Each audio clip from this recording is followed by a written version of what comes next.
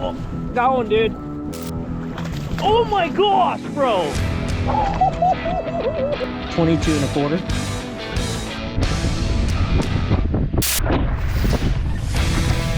.0. Oh yeah. All right, guys, on my last trip, I want to break down what I was catching all my fish on.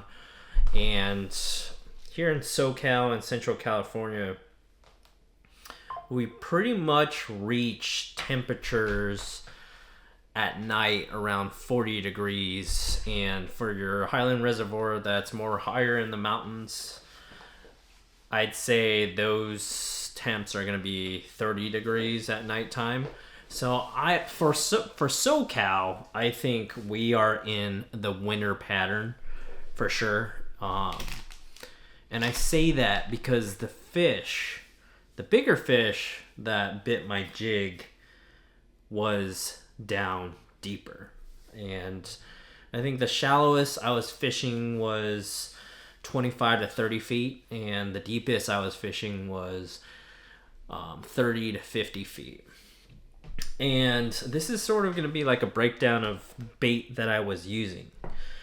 And I'll give you, the best tips that I can give you if you have either a competition or if you're fishing for fun relatively soon in SoCal, California or Central California. Now, the bait that I was using is, I believe, I'm not 100% sure, but it's a round rubber jig. I believe this was made by Tasmoa that owns the Tackle Shop 559 Fresno Bait and Tackle. This is a round rubber jig. And what that's going to do is when it sits in the water, it'll have a lot more action and a lot more spread between those strands.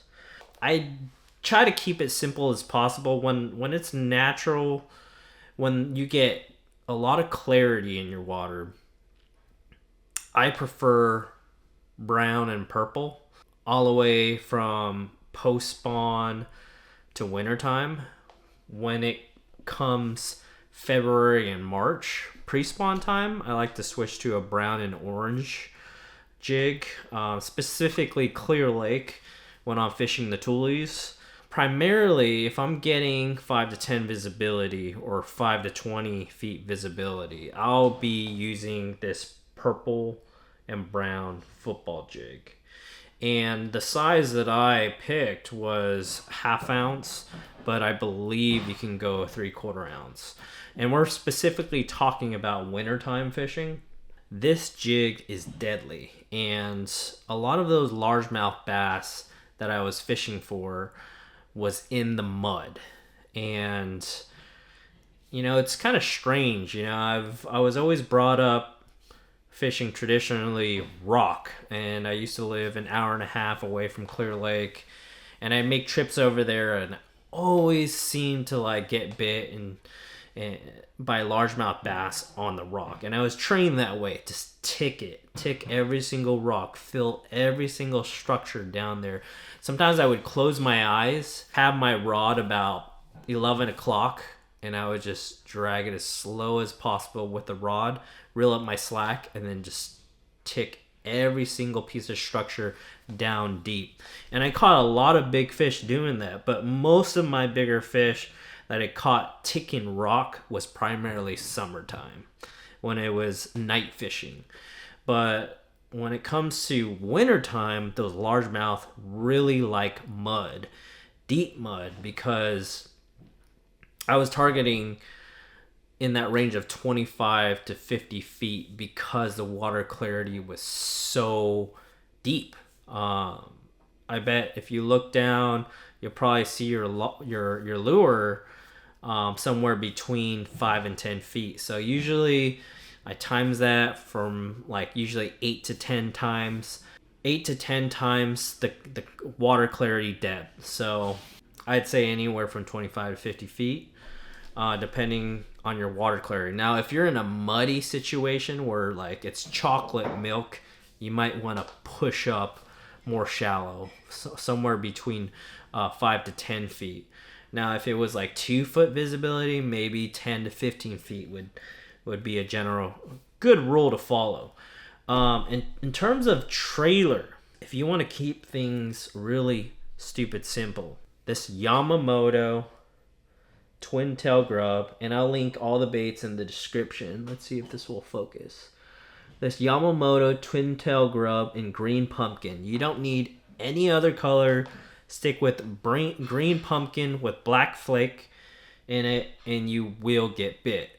Just tie on a jig, 1/2 ounce if your water clarity is pretty deep, with a green pumpkin trailer, round rubber jig with a decent guard on it. Trim your trailer. I would say trim it where it meets that bend of the hook. You don't really need a mop. I don't really need to do that unless it's summertime. Then I'll use the whole entire mop on there. Alternative trailer, if you don't have any twin tail grubs at your local tackle shop, you can also use a flapping hog.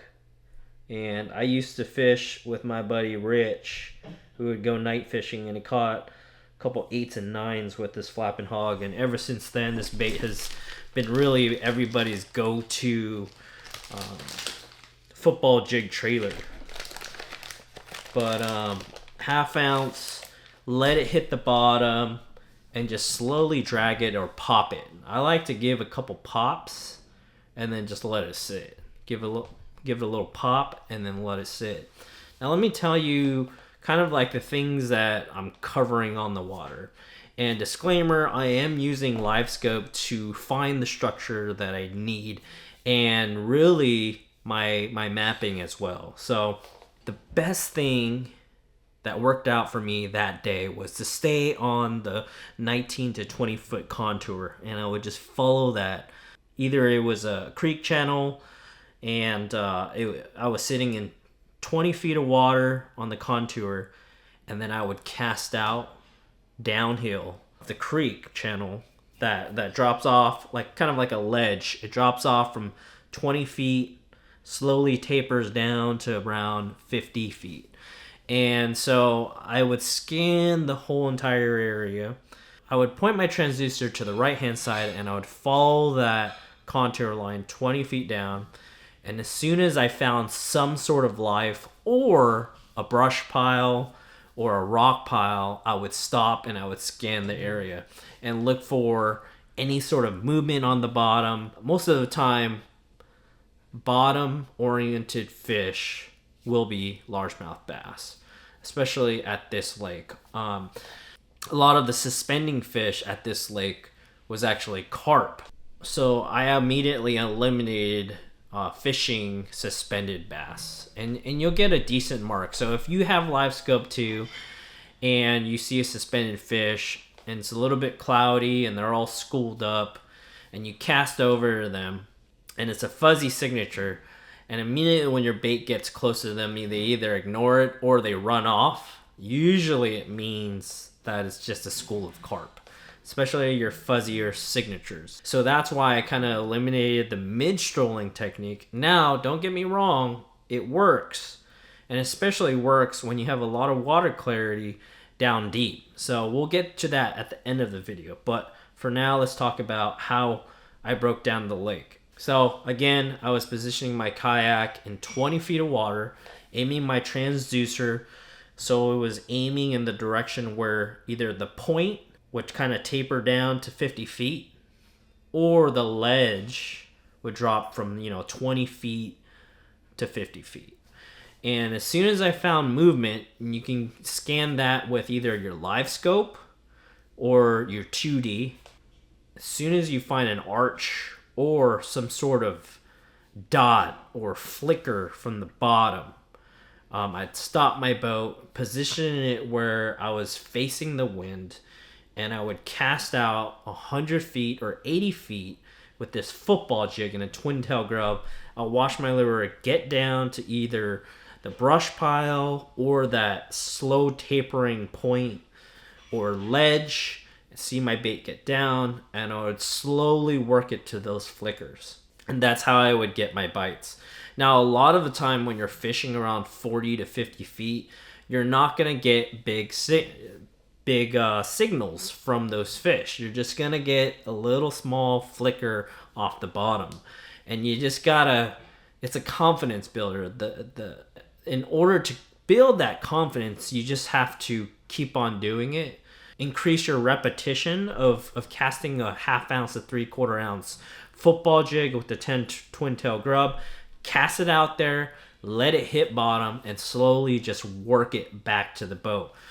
This technique, you do not want to use your reel handle to work this bait. You want most of the time this bait to kind of hop and dead stick. Hop, dead stick, pause there for maybe 4 or 5 seconds, eat a sandwich in between, drink some water in between.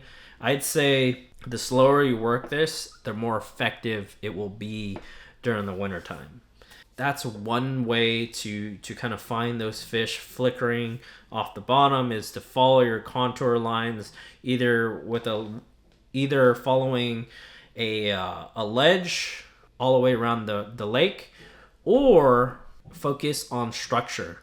So when I say structure, I don't necessarily mean rock, because the pattern that I was fishing wasn't rock at all. I wasn't catching any of my fish directly on a rock pile. Most of the fish was actually caught near brush piles or 20 feet away from a rock pile. So if I have a rock pile that was sitting anywhere from like 15 to 20 feet, 20 feet past a rock pile where it was a slow tapering ledge, about 30 feet, that's where the fish were. The fish were a little bit deeper in comparison with the actual rock pile that was in 20 feet, in a little bit shallower water. And so I would cast past the rock pile a good 40, 50 feet in deeper water, and I slowly dragged this football jig. And that's how I caught this 6-pounder right here, is sitting directly on the top of the rock pile in 20 feet of water and casting out 40 or 50 feet and just dragging it and working it back to the kayak or your boat. Now, if you don't have live scope, I would definitely use your 2D.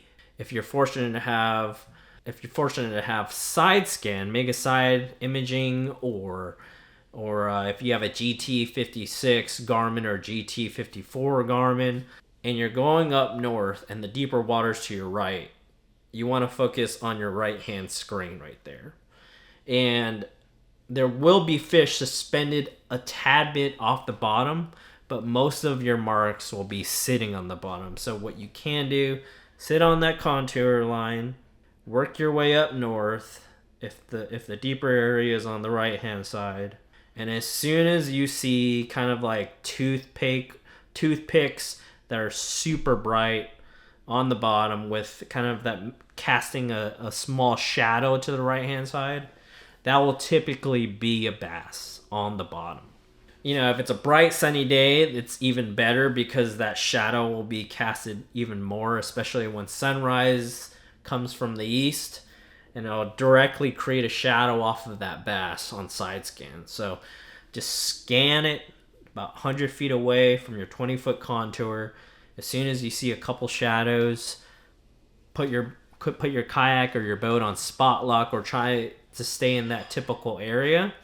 Cast out with that football jig, let it hit the bottom. A tip for you guys, when you cast your jig and you don't have live scope, what you can do is try to stay in that area. Cast as far as you can to your right hand side in deeper water. Let the jig maybe sink for 10 seconds, then click your reel over, and you'll see your line it goes taut, and all of a sudden it goes slack line. And that's when you'll know your jig has reached the bottom. And like I said, just work that slowly to the boat. Take a couple casts, fang casts to your right hand side, a couple times. If you don't get bit, move on. Another way that you can actually find structure is, instead of following the 20-foot contour, go to the 30 or 40-foot contour. where it flattens out a little bit more. And use your 2D and just run that contour up and down the shoreline. You can either do main lake points or you could do huge flats. And as soon as you find a brush pile on your 2D imaging or your side scan, if you have it, you could stop right there, cast your jig about 10-20 feet away from the boat, let it hit bottom, and kind of just give it little subtle shakes, reel your slack, let it sit, maybe 5 seconds, take a sip of water, little subtle shake, 5 to 10 seconds again, pick up the lure again, reel it all the way up, start pitching it around that brush pile, brush pile. That's kind of like the good thing about having spot lock is that you could set on a GPS waypoint and you can just pitch all around that brush pile, all around it, fan cast it all the way from, let's say if you have, this is your point of view right here, fan cast it right here, right here, right here, right here, right here. Take as many casts as you can with this jig, because chances are, if your clarity is 5 to 10 feet, there's going to be a bass on that structure, whether if it's a brush pile or a lay down that was just on the bottom for some reason. Either it was put there by angler, or it was some sort of sunken brush pile or sunken lay down. Other than that, my rod setup is pretty simple. I'll use a 7.1 to 7.3 medium heavy to heavy jig rod depending on the brand. So I use a Dobbins, and so the heavy action rods are pretty much a medium heavy rod.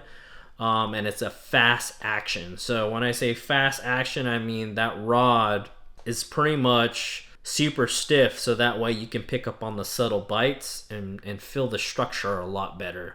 If you had a medium action rod, it would just soak too much. It would soak too much of the structure, where you can't feel the little nuances of a brush pile, or you can't pick up on the bites as much.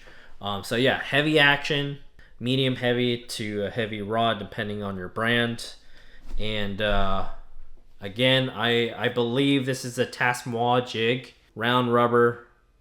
That'll work for you. If you want to keep things like super simple, ask Tasmoa and see if he's still tying jigs up. This is a 1/2 ounce round rubber jig with a good stout straight shank hook. You can either go straight shank or you can go EWG style. Honestly, I think both of them works pretty well. I used to my buddy, I actually want to dedicate this to my buddy Tad Iwamoto. Todd Iwamoto was an angler that introduced me to football jigs, and Travis Tarver back in the days of belly boat bass fishing, and he would tie me jigs in the bulk and I would just resell them. And man, I caught super big fish, and I got all my tips from Todd and Travis Tarver at Clear Lake, and I always had a jig tied on, but most of the time now it's either mid-strolling or a jerk bait, just because I like following those suspended bass. Here in SoCal, you'll find a lot of suspending bass, but when you do come across a lake that has less grass and more boulders and deeper reservoirs, so don't hesitate to bust out your football jig, traditional style fishing. I was using 17 to 18 pound tests, I believe, with FC Super Sniper, I believe, and my rod gear ratio was about 7.2 to 1. It was the SLX DC Shimano reel, left-handed. You can use left or right-handed, it doesn't matter, whatever you like, but you can always use 20 pound test if you like. I don't think it seems to matter when you're down that deep. Now, things to kind of consider as a second option. There's things that I've really thought about that would kind of work in the same scenario. Let me see if I can find it in my tackle box. So, two other options that you could do. If you feel like you want to cover water more, because the jig, great bait. It's a great bait right now, especially in the colder water temps and the bass are hanging or more oriented on the bottom with your lake. Jig's great. But if you want to cover water a little bit more instead of like hop dead stick, this is something I was considering too. All right, so this here is a lighter swim jig, right? A lighter one. I believe this is like a dirty jigs. It's like sort of like a guppy head. I believe this is like a tactical bassin type jig head. You can, it depends, but I would cut off maybe half or 3/4 of this weed guard right here. Cut that off, about 3/4 of it, and then cut the skirt where it meets the bend a little, and just fish this right here, stroll it near bottom. And I believe this is a 3/8 ounce, I believe. But you know, you can use 1/2 ounce or 3/8 ounce. I think 3/8 ounce would be perfect. But Josh Jones in Texas, OHIV, he uses just a shad pattern by itself. He cuts the weed guard off. I'd say leave some of it on if you're fishing brush piles. Cut it off. If you're not, you're just fishing mud, then just cut it off. And I would stroll this sucker right off of bottom with that straight shank hook. Look at this. This hook's not bending at all. It's not gonna bend. It's a stiff hook. You're not losing any fish right here. If I can get my stuff to focus, yeah. See that hook? It's bulky, and you don't need to use a trailer. You honestly don't. If you wanted to, I'd go from like 3.3 to 4-inch trailer if you want, kind of like a Kitech or something. You know, last option for you to cover more water down in the deeps, and Pooh would probably say truth to this, is I don't have the 3/4 ounce. This is just the quarter ounce chatterbait, but I mean, you can put literally, you can take this flapping hog, right? Take this chatterbait, pretend it's like a green pumpkin chatterbait with 3/4 ounce green pumpkin chatterbait. And you can string this flapping hog. I'm doing a really crappy job right now. And this will slow down the fall, look more natural down the deep. And you can just slow roll this. So pretend this is a 3/4 ounce chatterbait right here. Right? And it's green pumpkin chatterbait. But you can slowly just work this thing on the bottom, just reel it ever so slowly, or pop it and then dead stick and then slow roll. That would be another great option.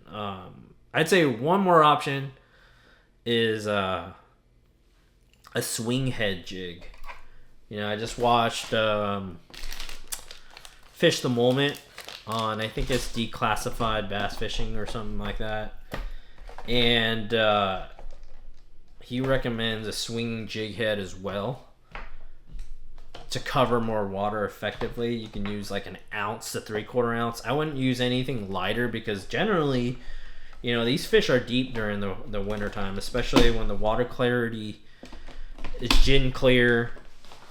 Those fish are kind of get skittish in the shallow water when it's super clear. Sometimes you can't rule it out, but I'll definitely go shallow if it's a little bit muddier, more stained. For instance, Clear Lake, I'll definitely go shallower at Clear Lake, especially if it's northern strain bass. But yeah, that's my biggest tips for jig fishing. This trip was super fun. Again, this was around SoCal, Central Cal area, and I imagine the more northern you get, the more true winter fishing it's gonna be. So yeah, just slow down, follow that deep contour, whether if it's a riverbed or a creek channel, or even main lake point where it meets the creek channel. Go check it out. Go check out those areas. You know, bass love mud during the wintertime. And if you want to get even more tips, check out the Community Hole podcast by Max Lee, Taxman, and Pua. They give great tips, honestly. But if you want to know, if you're just hungry for more tips, that I kind of found just digging around on YouTube and actually experiencing them, follow this channel, subscribe, and hit that alert button. Hit a like button to this video if you appreciate all the information I had to give you. And look forward to seeing you guys later at the next video. And comment below if you like these type of videos, then I'll share more of them. Peace.